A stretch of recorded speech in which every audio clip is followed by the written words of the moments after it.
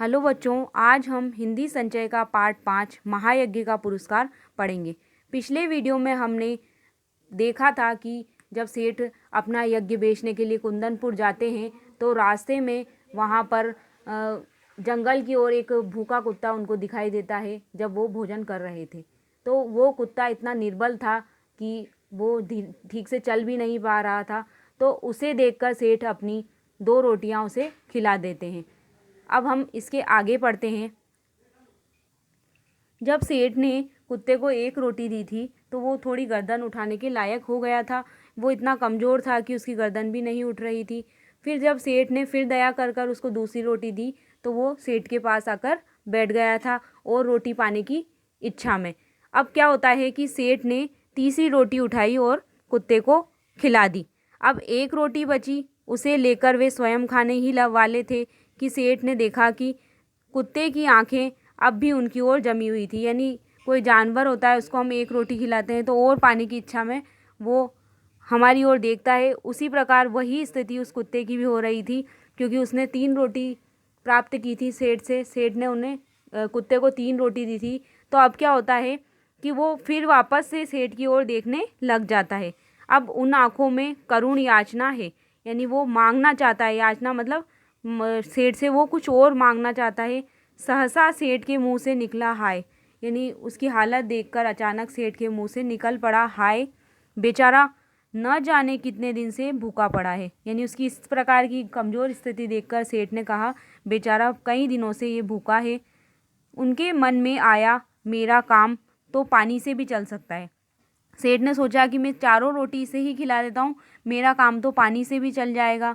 इस बेचारे मूक और बेबस जीव को 1 रोटी और मिल जाए तो फिर निश्चय ही इसमें ताकत आ जाएगी और यह किसी बस्ती तक पहुँच सके। यानी 1 रोटी और मैं इसको खिला देता हूँ और मैं तो पानी पीकर काम चला लूँगा, क्योंकि ये मूक मतलब होता है गूंगा और बेबस मतलब लाचार।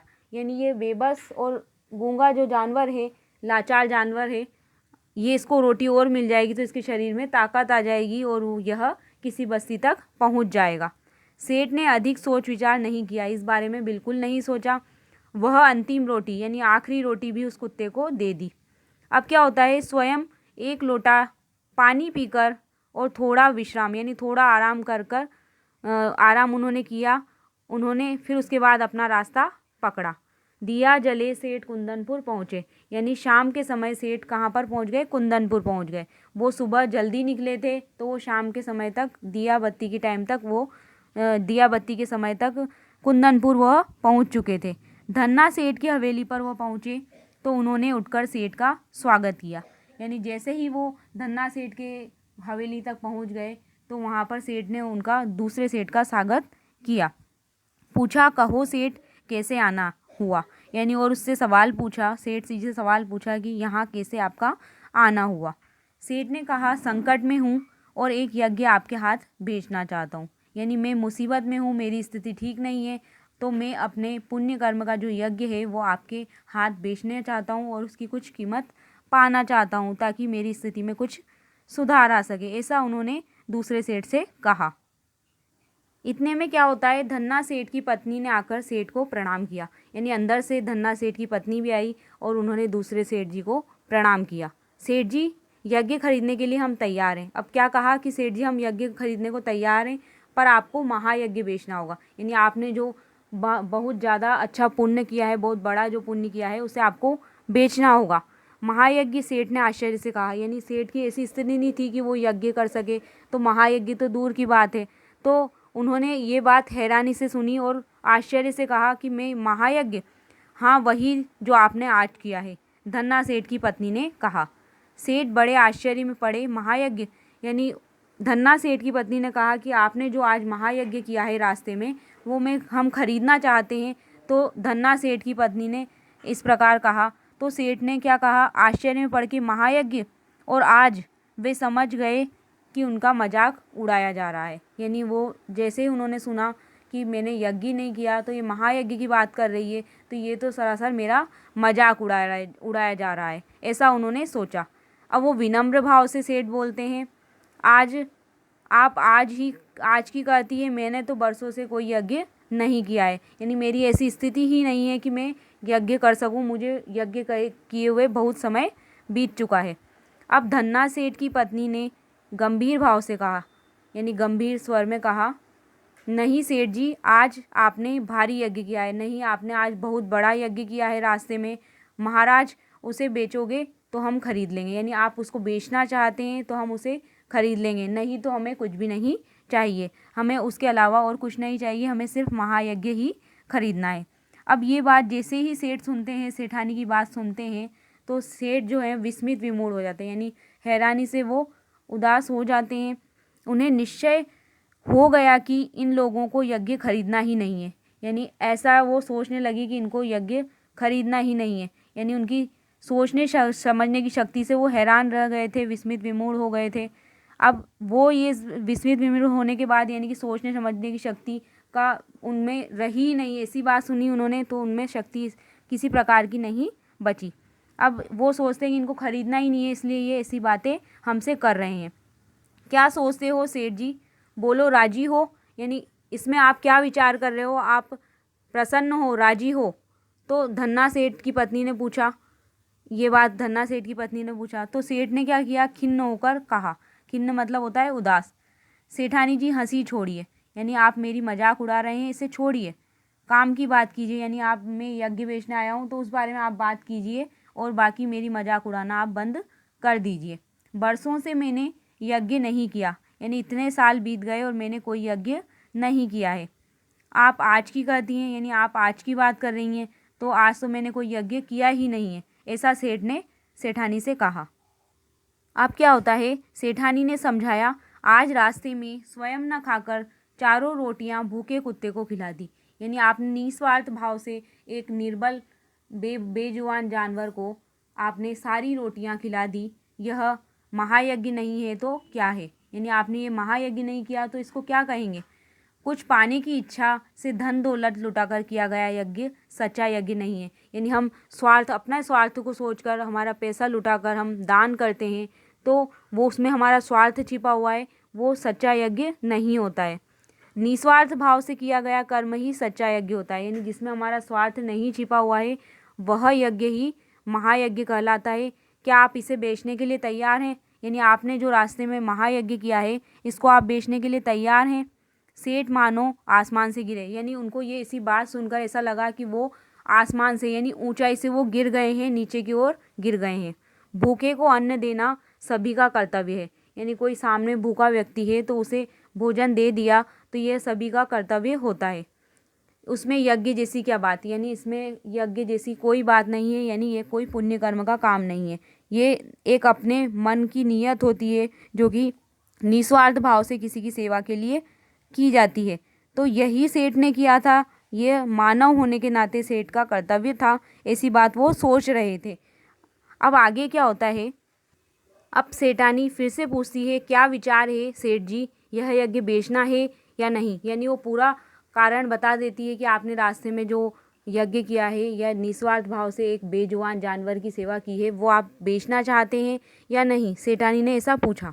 अब सेठ ने कोई उत्तर नहीं दिया, इस बात का कोई उन्होंने उत्तर नहीं दिया, चुपचाप पोटली उठाई और हवेली से बाहर चले गए, यानी अपनी जो उन्होंने निस्वार्थ भाव से सेवा की थी उसका वो पैसा नहीं कमाना चाहते थे, उसकी कीमत नहीं लेना चाहते थे, तो वो अपनी पोटली उठाकर हवेली से बाहर आ जाते हैं।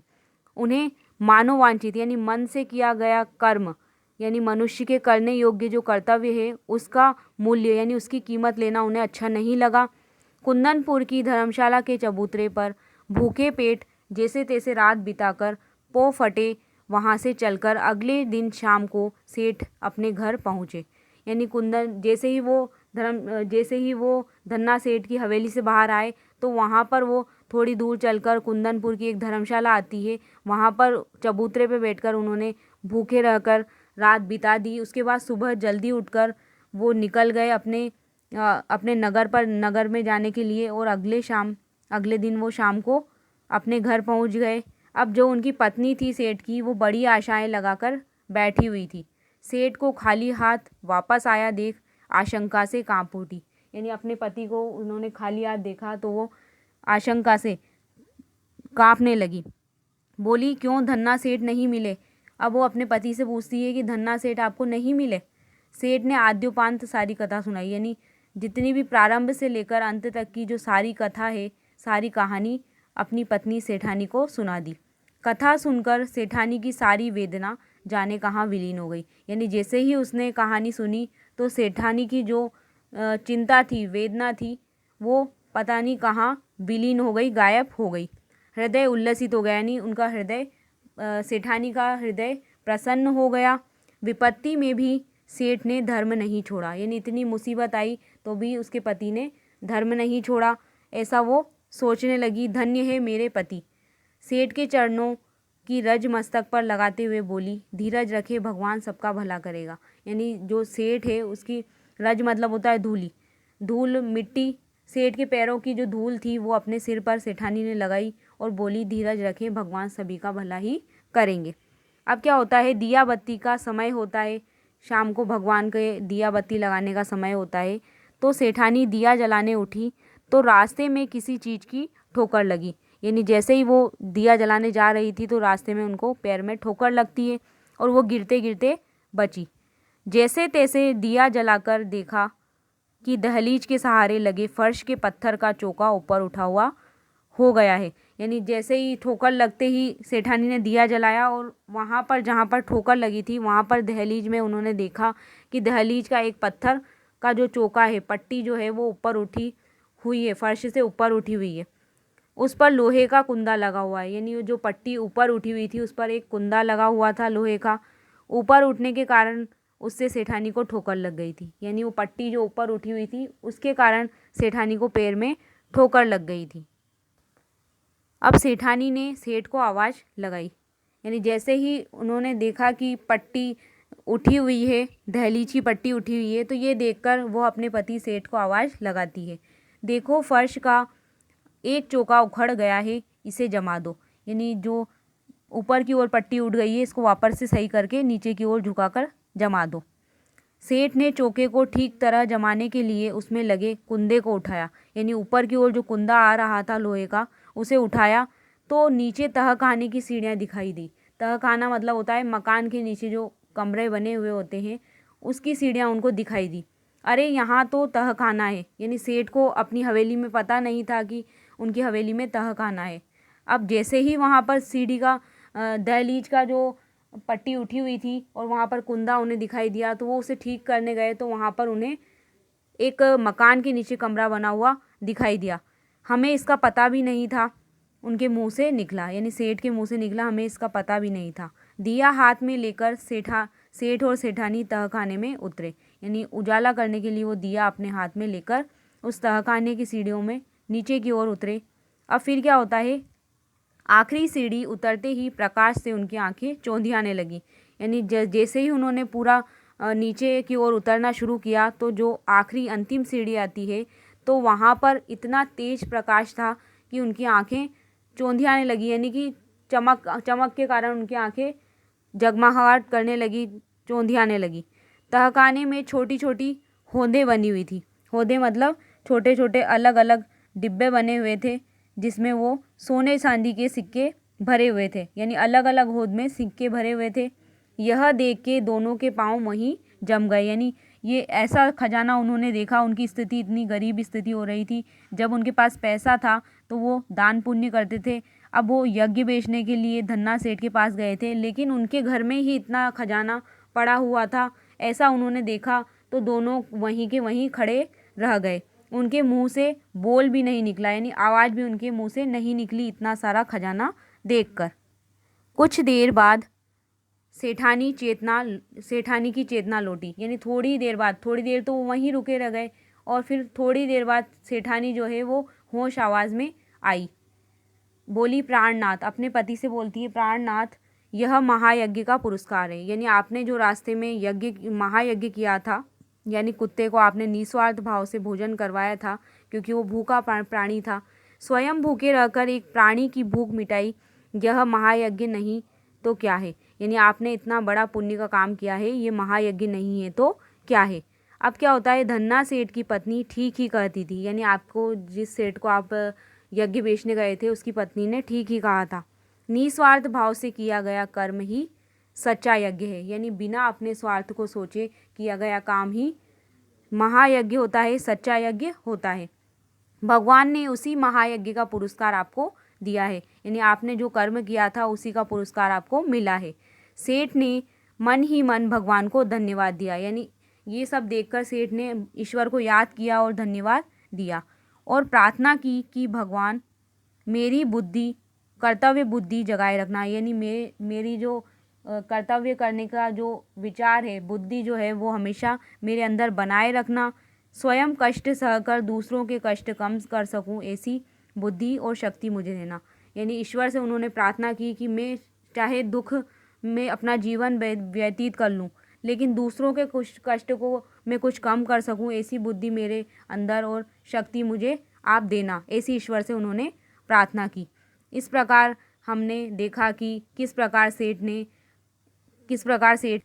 निस्वार्थ भाव से एक अच्छा कर्म किया था, जिससे उन्हें महायज्ञ जो उन्होंने रास्ते में किया था, जो कि बेजुबान जानवर को उन्होंने खाना दिया था, उससे उनको क्या फल मिला। इसलिए कहा जाता है कि निस्वार्थ भाव से किया गया कर्म ही सच्चा यज्ञ और महायज्ञ है। और ईश्वर भी ऐसा चाहता है कि सभी मनुष्य इस प्रकार का कर्म करें। अब इस प्रकार का जो काम है, काम जिसने किया है, महायज्ञ किया है, उसे फल अवश्य मिलता है, यानी ईश्वर उसे वरदान अवश्य देते हैं। इस प्रकार हमारा ये पाठ पूर्ण हुआ, ये कहानी हमारी खत्म हुई। धन्यवाद।